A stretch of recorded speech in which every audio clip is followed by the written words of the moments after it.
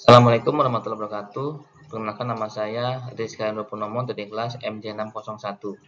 Di sini saya akan mempresentasikan terkait UAS studi kelayakan bisnis salah satu franchise di Indonesia, yaitu Loteria. Loteria Indonesia adalah waralaba makanan cepat saji asal Korea Selatan yang secara resmi menghentikan operasional seluruh gerainya per 29 Juni 2020.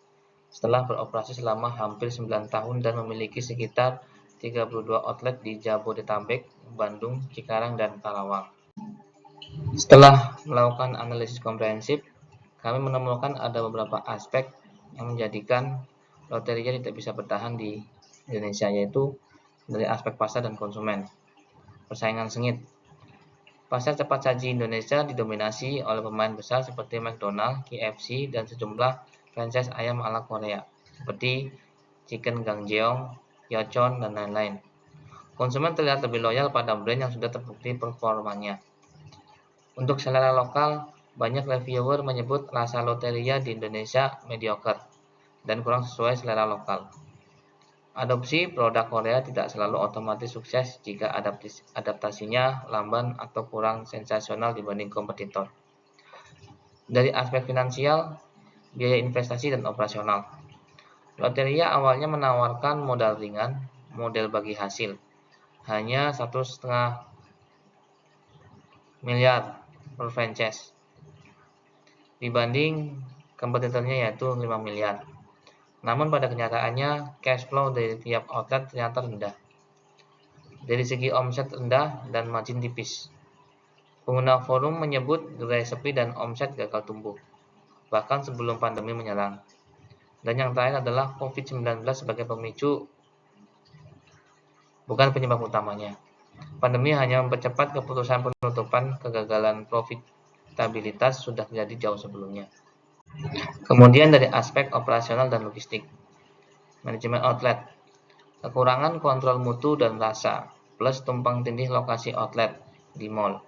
Jarang memperhatikan peraturan jarak antar gerai, sehingga menyebabkan persaingan internal dan inefisiensi.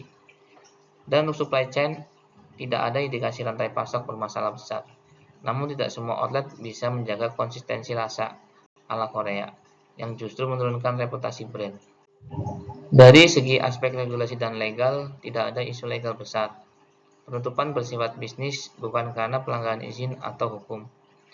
Kemudian untuk aspek risiko dan sustainability, model franchise pilih investor cepat.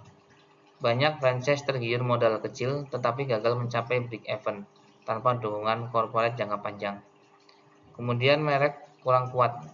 Di Indonesia nama Lotte tidak seterkenal McDonald atau KFC di brand building makanan cepat saji. Berikut adalah rekomendasi strategis jika grup Lotte berencana kembali atau memutar arah dengan brand baru di Indonesia. Berikut strateginya. Yang pertama, riset dan adaptasi produk, yaitu uji rasa lokal melalui pilot outlet.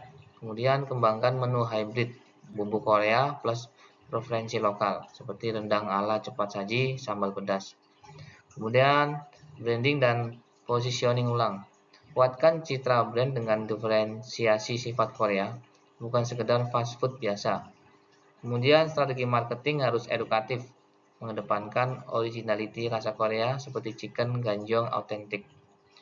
Kemudian pastikan setiap gerai bisa menjamin standarisasi rasa. Terapkan jarak minimum antar gerai mengikuti praktek internasional, menghindari internal kanibalisme. Ini untuk kontrol mutu dan jarak antar outlet. Kemudian diversifikasi model bisnis. Tambahkan model ghost kitchen atau online, first focusing GoFood atau GrabFood. Pilih lokasi di pusat perkantoran atau kampus, bukan hanya mall. Selanjutnya, kemitraan franchise terpilih, bukan massal. Seleksi franchise yang benar-benar siap dan memiliki modal serta pengalaman. Kemudian, batasi jumlah gerai awal dan gunakan evaluasi performa sebelum ekspansi masif. Dan yang keenam, gunakan teknologi dan loyalty digital dengan memanfaatkan program poin digital, L-Point, dan kampanye promosi berbasis lokasi. Dan analisis data transaksi untuk insight menu favorit dan behavior. Dan yang terakhir, monitor ekonomi dan tren regional. Hindari ekspansi selama krisis seperti pandemi. Siapkan strategi exit jika outlet konsisten rugi selama X bulan. Jadi kesimpulannya adalah, loteria gagal bukan karena konsep waralaba asal Korea itu intrinsik buruk, tetapi karena yang pertama, adaptasi rasa dan konsistensi layanan yang buruk. Kemudian, over ekspansi dan lokasi kurang strategis. Kemudian, franchise terdesak modal dan plan bisnis optimis palsu.